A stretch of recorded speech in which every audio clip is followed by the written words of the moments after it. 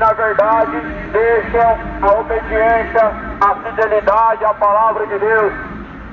Não deixa a fidelidade, não deixa a sobriedade, não deixa a retidão, não abandone a fidelidade a Deus, não abandone a sobriedade diante de Deus, não abandone o caminho reto diante de Deus, não abandone o caminho estreito. O caminho é estreito e apertado que conduz à vida. Poucos são os que entram por ele, mas largo e espaçoso é o caminho que conduz à perdição. Muitos entram por ele. Confiai pela porta estreita, porque estreito e apertado é o caminho que conduz à vida, e poucos são os que entram por esse caminho. Entra pelo caminho verdadeiro e estreito, é Jesus Cristo. Jesus é o caminho estreito. Lá em João 10, Jesus fala: eu sou a porta das ovelhas, e quem entrar por mim salvar-se-á, sairá e achará pastagem. Quem entrar por Jesus Cristo, ele sairá e achará pastagem. Ou seja, os que entram por Jesus Cristo encontram a salvação, mas os que entram por Jesus Cristo, depois eles saem para encontrar a pastagem. Agora hoje as pessoas, elas entram pela porta e ali sentam e elas falam: essa é a minha religião. Elas entram e ali ficam a vida inteira e não saem, ficam dentro dos apriscos. Mas lá em João 10, Jesus fala que ele tira para fora suas ovelhas. Ele tira para fora suas ovelhas para que elas possam deleitar-se nos verdes pastos. Os verdes pastos, pastos verdejantes, estão fora do aprisco. A ovelha não pode ficar a vida inteira dentro do aprisco. Os templos são os apriscos. As grandes catedrais são os apriscos. Mas lá as ovelhas não podem viver acomodadas sua vida inteira, porque lá elas morrem. Lá dentro elas morrem. O verdadeiro alimento, os verdadeiros pastos verdejantes estão do lado de fora. Porque lá em Salmo fala: deitar-me faz em verdes pastos. Quem faz isso senão Jesus Cristo? Quem faz homem deitar em verdes pastos senão Jesus? Pastos verdejantes. É somente Jesus que nos leva a deitar em pastos verdejantes.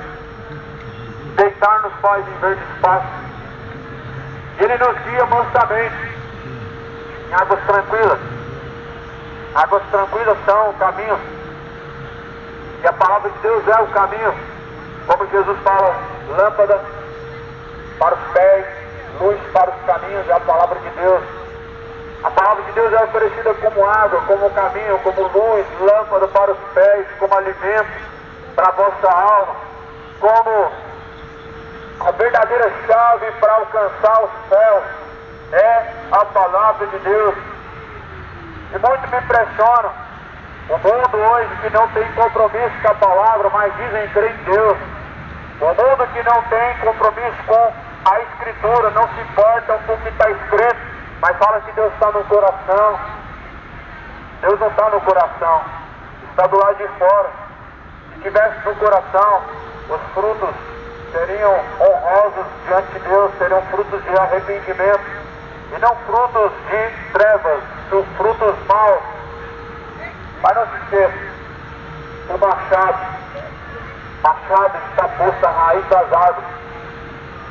E toda árvore que não produzir bom fruto, ela será cortada pela raiz e será lançada no fogo. Nós somos comparados com árvore, como árvore. E a árvore tem que produzir bom fruto. Diante de Deus, nós temos que produzir bom fruto. Frutos de arrependimento. Porque se não produzirmos bons frutos, cortados, seremos pela raiz e lançados no fogo. E a Bíblia fala que ali haverá pranto, choro, ranger de dentes. Quando verem que já estão do lado de fora, distante de Deus, a Bíblia fala que haverá pranto, choro, ranger de dentes. Produza fruto de arrependimento. Não sejam presunçosos. Não confia os seus caminhos aos homens, mas a Bíblia fala, confia ao Senhor, seus caminhos o mais Ele fará. A Bíblia fala que bem-aventurados são aquele servo quando o Senhor vier, o encontrar assim fazendo, porque quando vier colocará sobre ti os bens da vida eterna, ou seja, colocará sobre ti a salvação ou a condenação, e na salvação Jesus te dará o seu galardão, a sua recompensa na eternidade. Por isso que as obras não salvam, mas conforme diz em Apocalipse 20, seremos julgados segundo as nossas obras. As obras elas acrescentarão aos salvos galardão, recompensa na salvação, mas as obras não salvarão, livrando do inferno ou perdoando pecados. As obras não perdoam multidões de pecados. A caridade não apaga pecados, quem apaga o pecado é Jesus. A penitência não apaga pecados, quem apaga os pecados é Jesus. Jesus apaga o pecado de corações arrependidos e não por homens que sacrificam, fazem penitência, oferecem fogueira santa e oferecem sacrifícios em dinheiro, não. O sacrifício agradável a Deus o Pai é um coração quebrantado e contrito, a qual Deus jamais rejeitará. Deus não rejeita esse sacrifício, mas sacrifício de dinheiro Deus abomina, isso não é para Deus. Deus, na verdade, rejeita os sacrifícios em dinheiro. Deus rejeita esses sacrifícios, os sacrifícios não são para Deus, é para Mamon. Fazem nas encruzilhadas, fazem nas matas virgens, fazem seus despachos nas cachoeiras, colocam dinheiro, mas para Deus você sacrifica o coração quebrantado e contrito. Para Deus você apresenta o que há de melhor. O que há de melhor só pode vir do coração. A Bíblia fala que um sacrifício para Deus são louvores. Louvores também são sacrifícios para Deus. Fidelidade para Deus é um sacrifício. São sacrifícios agradáveis. O caminho de retidão diante de Deus é visto como um sacrifício agradável. A obediência e sujeição a Deus é visto como um sacrifício agradável para Deus. Em um momento Jesus está pedindo para que sacrifiquem para Deus valores em espécie, em dinheiro, em propriedades, em bens. Em um momento você vê Jesus recebendo tais sacrifícios, ou assim incitando que as pessoas o façam. Mas não, essa geração só pensa em dinheiro. Todo tipo de sacrifício hoje envolve dinheiro, tudo é dinheiro. Até mesmo o dízimo do Antigo Testamento, que era alimento, transforma em dinheiro. A desculpa, porque naquele tempo não tinha dinheiro e pegava o alimento. Quanta mentira! Lá em Deuteronômio 18 está escrito que eles pegavam o dízimo em alimentos, depois vendiam e trocavam por dinheiro. Como não existia o dinheiro naquela época? Sendo que os alimentos que eram os dízimos, eles vendiam e trocavam por dinheiro para que eles pudessem caminhar longas distâncias sem que seus dízimos, seus dinheiros se perdessem. Seus dízimos, em forma de alimentos, não podiam ser levados debaixo de sol quente a longas distâncias por vários dias, porque se perderiam. Mas vendiam para que ali pudessem chegar na cidade e comprar novos alimentos. As pessoas têm corrompido o Evangelho por causa de ganância, por causa do amor ao dinheiro. Muitas pessoas têm corrompido a fé de muitas outras pessoas que assim não lê a Bíblia, não examinam a Escritura, não se importam com a verdade. E quando conhecem a verdade, elas ficam na verdade indignadas. Não é bem assim não. O meu pastor falou que era assim. O meu padre falou que não era assim. Mas a Bíblia fala, seja um homem mentiroso e Deus único verdadeiro. A verdade está dentro da Bíblia. Você vai escolher se você vai ficar com a verdade da Bíblia ou com a suposta verdade em que os homens pregam em seus altares. Ou você fica com a verdade de Deus ou com a verdade dos homens. A verdade de Deus é absoluta, a do homem é uma mentira mascarada de verdade. Ou você escolhe a Jesus ou Mamon. Escolhe quem tu serve. A vida não é tão longa assim como parece. O tempo passa rápido. É tempo curto para se fazer escolha. Tiago fala que a vida do homem é como um vapor que vem e logo se desvanece. Assim é a vida do homem. Assim é o ciclo de vida humano pela terra. A alma, como vapor, ela se desvanece. Quando ela sai do corpo, é igual o vapor, ela some. De um piscar de olhos acabou, não tem tempo. Em fração de milésimos, o tempo acaba e se esgota. Por isso, ao invés de presumir de vós mesmos, assim faremos, assim tal, executaremos. Mas antes, a Bíblia fala que toda presunção como essa é maligna. Que seja feita a vontade do Senhor. Assim devemos, não somente dizer diante de Deus, mas devemos executar. Seja feita a vontade de Deus. Foi assim que Jesus disse, exclamou, quando ia ser crucificado. Disse: Pai, se possível for, passa de mim esse cálice, mas antes, sua vontade seja feita, tanto nos céus como na terra. Se possível for, passa de mim o cálice, disse Jesus. O cálice que ele ia beber é o cálice da ira de Deus. Jesus provou do cálice da ira de Deus, porque a vontade de Deus foi feita.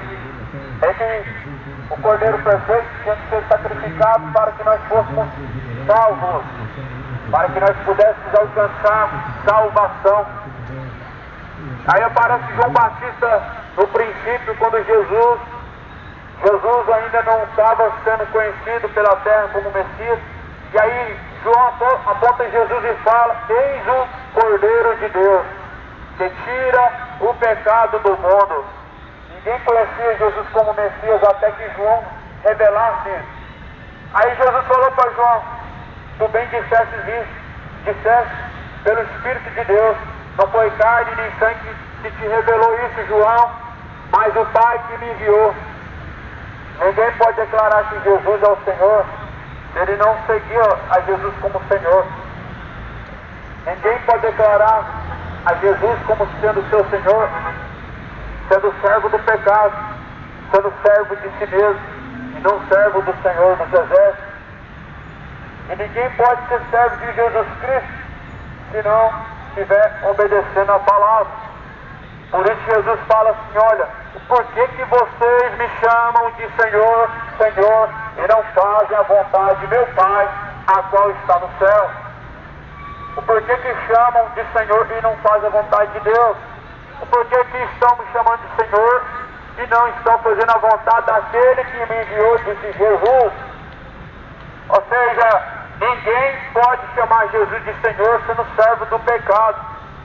Mas se Jesus é o seu Senhor, então você está a serviço dele. Você faz as suas obras, faz a sua vontade, cumpre a palavra de Cristo.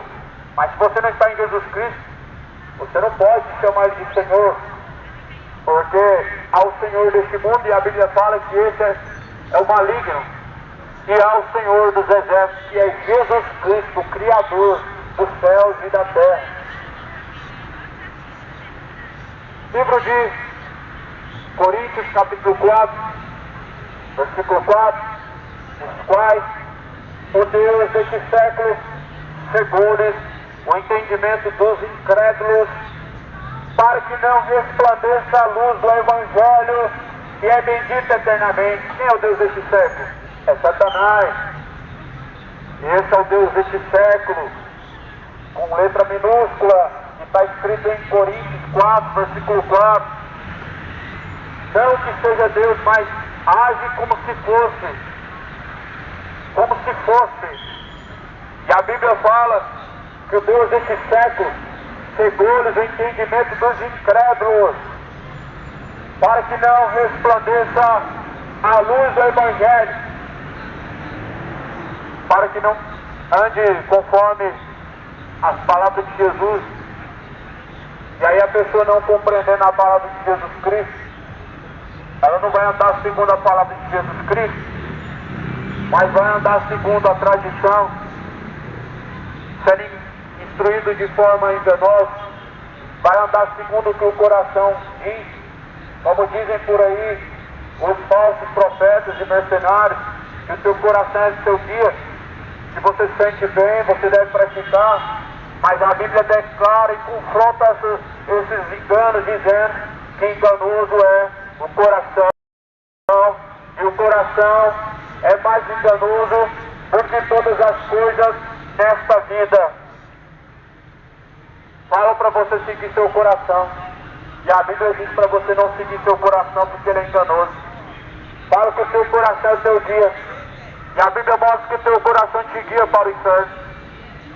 O coração não guia para o céu, porque a Bíblia fala que do coração do homem procede os adultérios, procede os furtos, procede as mentiras, as fornicações e os adultérios, as bebedeiras, as contendas, as malícias, porque vem do coração, porque o coração é a entrada e saída da vida. E assim os que não guardam a entrada e saída da vida, que é o coração, não guardando o seu coração para Deus, na verdade ficam cheios dessas coisas, cheios de malícias, cheios de orgulho, cheios de avareza, cheios de desejos cobiçosos e morais diante de Deus. Por Jesus Cristo, nós podemos ser purificados de toda a malícia. Por Jesus Cristo, por meio dele, o homem malicioso, a criatura imoral, maliciosa, homoafetiva, avarenta, cobiçosa, pode ser purificado e pode ser transformado, regenerado em Jesus Cristo, porque se nós estivermos nele, nós daremos bons frutos, e assim nós estaremos nele, porque sem mim nada podeis fazer, disse Jesus. João 15, versículo 4 e versículo 5. Você está em mim e eu também em vós. Como a vara de si mesma não pode dar bom fruto se não estiver na videira, assim também vós se não estiverem em mim. Ou seja, as pessoas que produzem maus frutos, elas não estão em Jesus Cristo. Galhos secos, eles não ficam na videira, não ficam na árvore. Eles caem, porque não tem vida, estão mortos. Caem porque não tem vida os galhos secos, e ali esses galhos representam pessoas que não estão em Jesus. Olha quantas árvores nessa praça. Se não tivesse alguém certamente para cuidar de tirar esses galhos secos e tirar eles desse lugar, certamente estaria toda suja essa praça. Assim também são as pessoas que não estão em Jesus. Elas representam esses galhos secos. Elas estão mortas. Você chuta para lá esses galhos, você joga para lá, depois alguém vem junto e coloca no fogo. Assim são as pessoas que não estão em Jesus. Estão mortas, sem reação de obediência a Deus, sem reação de sujeição e fidelidade a Deus. Aí depois vem Deus, o agricultor, o lavrador, pega esses galhos secos e lança eles no fogo para que possam ser queimados, para que possam assim serem exterminados. Sabia que é Deus que lança no fogo? É Deus que lança no fogo. Sabia que é Deus quem lançará no inferno? É o próprio Deus quem lançará no inferno. Não é o diabo? Não. A Bíblia fala que é Deus. Lá em Mateus 10, 28. Temam a Deus. Temam aquele que tem o poder para lançar o corpo e depois a alma no fogo do inferno. A esse temei, ao Senhor dos Exércitos. Temam a Ele, porque Ele, além de ter poder para lançar corpo no inferno e alma, faz perecer para todo sempre. Talvez você se pergunte, mas como isso é possível? Se alguém morre, é só a alma que vai para a eternidade e o corpo é sepultado. A Bíblia declara que haverá a ressurreição dos mortos. Jesus fala, os mortos ressuscitarão para a vergonha e desprezo eterno, outros para o gozo eterno. Ali o corpo será lançado junto com a alma no fogo eterno. Lá em Apocalipse 20 fala, e os mortos no mar deu os seus mortos que nele havia, e a morte e o inferno deram os mortos que nele havia. e a morte e o inferno foram lançados no lago de fogo e enxofre, e esta é a segunda morte. Aquele grande dia, o mundo ele vai ressurgir, o mundo antigo. Desde o primeiro homem até o último homem, ele vai ressurgir para o julgamento. Desde o primeiro homem Adão até o último homem da última geração, todos ressurgirão no mesmo corpo para prestar conta com Deus, e depois serão julgados, e os escolhidos terão transformado seu corpo em um corpo de glória, semelhante ao corpo dos anjos, a Bíblia fala. Serão semelhantes aos anjos que nem se casam e nem se dão em casamento. Mas uma coisa fato é: produzam fruto digno de arrependimento, porque o machado está posto à raiz das árvores. Toda árvore que não produzir com fruto, cortado será pela raiz, e lançado será no fogo. A raiz da árvore é a alma, e o machado é a morte. O machado é a morte, a raiz da árvore é a alma. E a árvore que não produzir bom fruto, a árvore que somos nós, pessoas que não produzirem bom fruto, a alma será cortada com a morte, lançado no fogo. Fogo, segundo a Bíblia, onde haverá pranto, ranger de dentes. E segundo está em Apocalipse 18, o maço do seu tormento nunca cessará, mas subirá para todo sempre. Creio na palavra de Deus. Permaneça em Jesus Cristo. Sejam discípulos de Cristo, não do pecado, mas sim do Senhor Jesus Cristo. João 8:31. Se vocês permanecerem em minhas palavras, verdadeiramente serão os meus discípulos. Se você permanecer na palavra de Jesus Cristo, você é o verdadeiro seguidor de Jesus. O verdadeiro discípulo de Jesus Cristo é conhecido por seguir a sua palavra e não pela religião que ele tem. Porque, por essa lógica, então, qual seria a religião dos discípulos que seguiam Jesus Cristo? Os 12 discípulos, os discípulos que acompanhavam Jesus Cristo, não foram conhecidos pela religião que tinham. Lá no livro de Atos, os apóstolos, vai dizer que a primeira vez em que os discípulos foram conhecidos como cristãos, eles foram reconhecidos pela primeira vez como cristãos, eles foram chamados como cristãos porque verdadeiramente seguiam a Jesus Cristo. Mas hoje o mundo tem rótulos religiosos e que definem apenas uma divisão religiosa e não o fato de pertencerem a Cristo. Os rótulos religiosos não definem quem pertence a Jesus Cristo, mas mostra a divisão religiosa do espírito mundano. Os rótulos religiosos, onde uns dizem eu sou de Paulo, ou seja, de Macedo, outros dizem eu sou de Cephas, ou seja, do R.S. Soares, onde outros dizem eu sou de Apolo, ou seja, do Papa Francisco, mostram apenas uma divisão, uma separação que há do corpo de Cristo. Paulo fala assim: porventura Cristo está dividido? Porque quando vocês dizem eu sou de Paulo, sou de Apolo, sou de Cephas, é como se você estivesse dizendo que Jesus está dividido. Mas Cristo não está dividido. Em Cristo nós somos um. Em Cristo nós somos uma unidade. E quem está em Jesus Cristo faz parte do corpo de Cristo. Porque Cristo é o cabeça. Somos nós membros do corpo de Cristo. E assim, bem nós sabemos que não há divisão quando nós estamos em Jesus Cristo. Mas o fato de o mundo estar com tanta divisão, com tanta religião, com tanta denominação, mostra o quão distante estão de estar em Jesus Cristo, o quão distante estão da pessoa de Cristo. Mas se alguém está em Jesus, ele produz bons frutos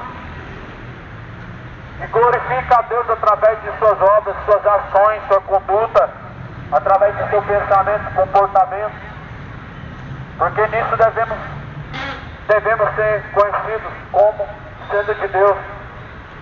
Se estamos nele, nós damos frutos de arrependimento. Ou seja, os frutos mostram se estamos em Jesus ou não. A questão não é acreditar em Deus. A questão não é se você crê em Deus, se você na verdade confessa que Jesus é o Senhor, ou se você acredita que Jesus é o caminho, a verdade e a vida. A questão não é essa. A questão é quantos seguem o caminho, a verdade, a vida, e quantos na verdade obedecem ao Senhor. Porque crê em Deus, a Bíblia fala lá no livro de Tiago, capítulo 2, até os demônios creem em Deus e se estremecem. Mas tu, ó homem vão, não sabe que as obras a fé sem obras, ela é morta. Ou seja, crer em Deus sem obra de fidelidade, sem obra de justiça, sem obra de obediência e sujeição, é uma fé morta. Essas são as obras que devem acompanhar aquele que confessa que Jesus é o Senhor. Aqueles que confessam e proferem o nome de Deus devem se apartar do mal, devem se apartar da fornicação, devem se apartar da embriaguez, devem se apartar das malícias, da homossexualidade, devem se apartar da ganância e da avareza, parar com essa barganha de querer negociar com Deus. Ó Deus, eu vou dar tanto, dou tanto para receber tanto em dobro. Faz sacrifícios sim para receber tantos sim em dobro. Mas na verdade o Evangelho não ensina esse homem. O Evangelho ensina o homem que aquele que quiser seguir Jesus, ele nega tudo, deixa tudo e segue Jesus. Você vai perder neste mundo para ganhar com Deus. Jesus falou: aquele que por amor de mim perder esta vida, esse achará. Sabe o que é perder essa vida? É simplesmente você perder tudo que esse mundo oferece, igual João. João perdeu a própria cabeça, mas antes disso, João perdeu amigos. João não tinha família. João, na verdade, tinham pessoas que mais o odiavam do que concordavam. João, na verdade, não tinha riqueza. João andava com peles de camelo e com o cinto no seu lombo. João, na verdade, não era o homem ostentador. João não era o homem que, na verdade, aproveitava e luxava da riqueza, da glória deste mundo. Isso é perder tudo por amor de Jesus Cristo. Como aquela canção diz, é por Ele que estamos gastando a vida, mas se torna hipócrita você dizer isso, quando você na verdade não está abrindo mão de nada, não está perdendo nada concernente a este mundo por amor de Cristo. As pessoas estão ganhando, estão enriquecendo, e outros chamam de homem de Deus porque na verdade são implantadores de denominações pelo mundo. Mas o Evangelho é o contrário. A matemática do Evangelho não é te enriquecer neste mundo, é te enriquecer com Deus. Mas há muitos que estão ricos no mundo, são pastores bilionários, são pastores milionários, e eles não estão seguindo o Evangelho. Não entenderam que o Evangelho de Cristo não enriquece o homem, não faz com que as pessoas se tornem amados por este mundo. Mas o próprio exemplo dos apóstolos de Jesus, que eram odiados pelo mundo, eram homens que levavam a verdade de Deus. Paulo, um apóstolo de Cristo, ele diz que abriu mão de todas essas coisas, reputou tudo isso como lixo e como perda, para que possa ganhar a Cristo. Paulo era um homem que tinha os seus negócios. Paulo não era um homem desocupado, que vivia às custas da igreja de Deus. Paulo tinha o seu negócio de tendas. E esse negócio de tendas era o sustento de Paulo.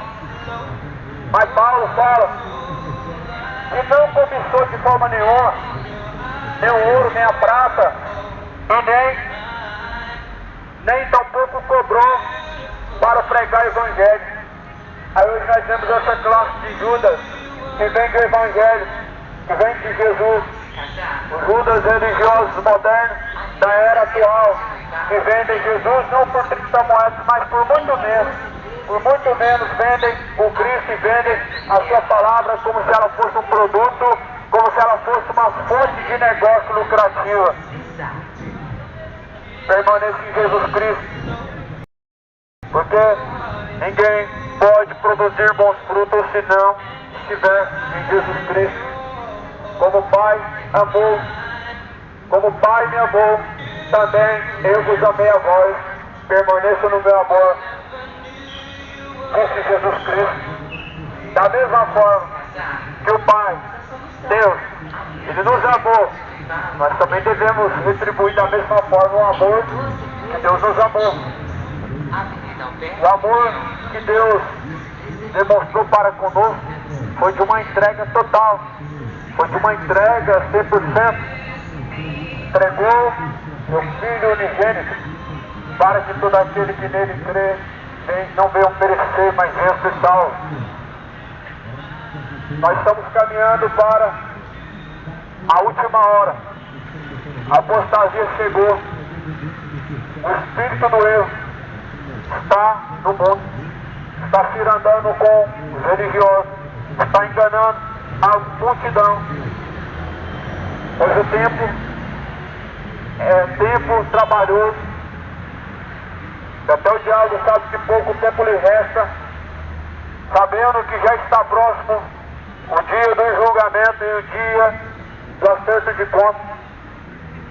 Por isso, a Bíblia fala que hoje, ouvindo a palavra de Deus, se hoje ouve a voz do Senhor, seu Deus, não endureça o vosso coração, mas antes se arrependa, porque Deus certamente trará juízo sobre todas as obras.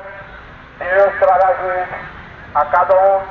Romanos capítulo 1, versículo 18 está escrito: porque do céu manifesta-se a ira de Deus contra aqueles que detêm a verdade de Deus em mentira, e os que detêm a justiça de Deus em injustiça. Do céu que vem a ira do Senhor contra toda impiedade, contra toda injustiça, contra todos os homens que na verdade não estão sujeitos e não são fiéis ao Senhor, o Deus poderoso. O Senhor Deus é o Deus de justiça, sendo o Deus de amor, mas não deixando de ser o justo juiz, sendo o Deus de misericórdia, mas não deixando de ser o justo juiz. Por isso anuncia a todos e em todos os lugares que se arrependam, não pereçam, deixem os homens seus maus caminhos e tornem-se para Deus, porque Deus é longânimo, Deus é benigno, não querendo que alguns se percam, mas antes desejando que todos cheguem ao conhecimento da verdade e assim possam ser salvos. Desejo do Senhor Deus que todos conheçam a verdade para se salvarem, porque somente por meio da palavra de Deus, a verdade de Deus, nós podemos nos salvar por meio da sua palavra, a verdade de Deus. É o que está escrito em 2 Pedro no capítulo 3. O homem só pode se salvar por meio da verdade. Por isso Deus quer que todos cheguem ao conhecimento da verdade. E a verdade está sendo ecoada pelo mundo afora. Está sendo anunciado pelo mundo afora, está ecoando pelo mundo. E as pessoas estão sendo avisadas, estão sendo alertadas, estão sendo testificadas e testemunhadas acerca das coisas que hão de acontecer. Acerca das coisas em que esta mesma palavra, ela declara, tanto aos que estão aqui, tanto aos que já se passaram, pois todos igualmente terão de comparecer diante de Deus. Prepare-se para se encontrar com Deus. Como fala no livro de Mateus capítulo 3, direitai os vossos caminhos, preparai o caminho para o Senhor, direitai as vossas veredas e preparai o caminho para o Senhor. Prepare o caminho para o Senhor. Prepare. Esteja preparado o caminho para encontrar com o Senhor. Esteja preparado Porque o homem, ele tem dois destinos, é céu ou inferno, salvação, condenação. Se você não estiver preparado para se encontrar com o Senhor, certamente padecerá eternamente. Ah, Deus coloca no bom lugar, é o que as pessoas dizem. Mas Deus não pode colocar num bom lugar aqueles que na verdade não buscam. O bom lugar, segundo a Bíblia, que é o céu, é buscado com zelo, com força, porque desde os tempos de João Batista, o reino de Deus é alcançado pelo esforço, e aqueles que empregam força entram no reino de Deus, ou seja, aqueles que se esforçam alcançam a salvação, aquele que perseverar até o fim será salvo, disse Jesus Cristo. Estamos vivendo tempos trabalhosos, embora não pareça, tempos trabalhosos, onde os homens se tornaram amantes de si mesmos, onde os tempos trabalhosos, onde os homens se tornaram amantes dos prazeres, tempos trabalhosos, onde os homens se tornaram duros de entendimento para a verdade de Deus. São tempos trabalhosos. Paulo escreve em Filipenses dizendo: eu declaro que os tais são inimigos da cruz de Cristo, são inimigos da palavra de Deus, são inimigos da cruz, ou seja, da renúncia. A cruz é uma renúncia. A cruz não é um objeto que você leva para cima e para baixo. A cruz não se trata de um crucifixo, não se trata de um terço, não se trata de um objeto. A cruz, a Bíblia fala, é uma mensagem de renúncia, é um caminho estreito, é um caminho apertado, aonde todos encontram esse caminho, porque são poucos que buscam, na verdade, entrar por esse caminho. Estreito é o caminho que conduz à salvação. Se é estreito é porque é um caminho difícil de seguir. Se é estreito é porque, na verdade, o caminho é um caminho aonde o homem precisa andar limpo diante de Deus, sem os seus pecados. Mas o caminho largo e espaçoso, ele aceita a idolatria, aceita bebedeiras, aceita adultério. O caminho largo e espaçoso aceita feitiçaria, aceita feiticeiros, aceita gays, lésbicas. O caminho largo e espaçoso aceita bêbados, drogados, aceita toda a impiedade. Mas porém Jesus falou: estreito é o caminho que conduz à salvação, poucos entram por esse caminho. São poucos que se salvam. Senhor, perguntaram para Jesus, ele disse: estreito é o caminho que conduz à salvação, e largo e espaçoso é o caminho que conduz à perdição. Poucos são os que entram pelo caminho estreito. A resposta de Jesus foi bem clara ou não? São poucos que se salvam, são poucos que entram pelo caminho de renúncia. O evangelho de hoje é o evangelho sem renúncia, o evangelho em que as pessoas estão seguindo. As igrejas modernas, não existem renúncia. As igrejas modernas, na verdade, elas estão tirando a palavra de Deus, estão colocando mandamentos humanos, estão tirando a verdade de Deus, estão implementando os seus achismos. E a Bíblia fala que esses tempos chegariam ao ponto que eles proibiriam o casamento, ou seja, proibiriam a fidelidade. A fidelidade.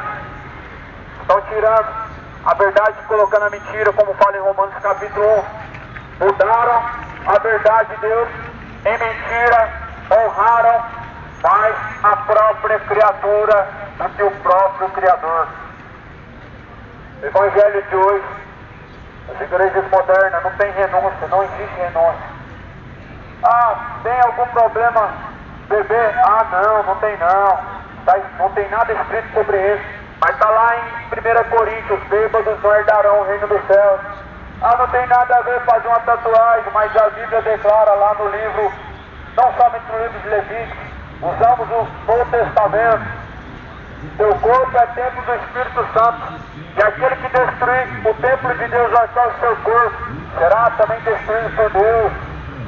Infelizmente as pessoas não querem renunciar aos seus pecados, porque na verdade não estão dispostos a abrir mão de seus pecados para seguirem a Jesus.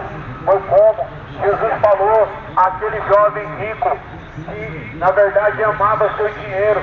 Ele diz: renuncia tudo, ainda te falta uma coisa, renuncia tudo, vende tudo que você tem, dê aos pobres, e assim você herdará o reino de Deus. Mas a Bíblia fala que endurecendo seu coração aquele jovem, virou as costas angustiado e foi embora, não suportou aquela mensagem. Sabe por quê? Porque na verdade aquele jovem amava o dinheiro, não amava a Deus. Mas Jesus perguntou: você não guarda os 10 mandamentos? E ele disse: sim, eu guardo desde a minha mocidade, desde que sou pequeno. Aí Jesus falou: será mesmo? Então vamos ver, vende tudo que você tem, dá aos pobres.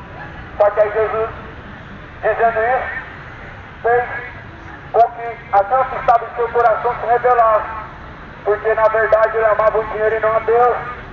Não pôde obedecer e ouvir as palavras de Jesus Cristo. Muitas pessoas dizem amar a Deus, mas a questão é que não amam. A verdade é que são inimigos da cruz, são inimigos da cruz de Cristo e levam ao vitupério, Filho de Deus. Só que a Bíblia também declara que aquilo que o homem semear, ele vai colher. No livro de Coríntios, na carta aos Coríntios, Paulo declara o amor ao dinheiro sendo a raiz de toda a espécie de males, faz com que muitas pessoas se corrompam, porque o amor ao dinheiro é a raiz de toda a espécie de males. Caindo nessa cobiça, caíram muitos da fé, desviaram da fé, traspassando a si mesmos. Renúncia. Essa é a palavra-chave do Evangelho. Sempre temos que renunciar a nossas paixões infames. A tua paixão infame talvez não seja o dinheiro. Talvez a sua paixão infame não seja a bebedeira. Talvez nem seja o adultério, mas seja outras coisas. Por isso, Jesus falando: falta alguma coisa ainda. Eu não mato, não roubo, eu não defraudo o próximo, ajudo o meu próximo. Falta alguma coisa ainda. O que falta? Falta a fidelidade a Deus. Falta a sujeição, a obediência a Deus. Falta obedecer a Deus. Porque se alguém quiser vir após mim, disse Jesus, precisa negar tudo, negar a si mesmo, tomar sua própria cruz e me seguir. Todo cristão, todo seguidor de Jesus, ele precisa renunciar a todas as coisas. Outrora eu tive que renunciar às bebidas, às drogas. Outrora eu tive que renunciar o corpo malhado de uma academia de anos, de 5 anos. Outrora eu tive que renunciar à vida de fornicação, à ganância, ao amor ao dinheiro. E assim a vida de quem quer seguir Jesus tem que renunciar a tudo. Tem que renunciar a todas as coisas. Se quiser seguir Jesus, precisa entender que o caminho é estreito e poucos são os que entram por esse caminho. Jesus falou que muitos são chamados, porém poucos são os escolhidos. Que o Senhor Deus possa conceder da sua graça, da sua misericórdia, porque pouco tempo nos resta e o tempo está se aproximando em que todos nós teremos que comparecer diante de Deus para prestar conta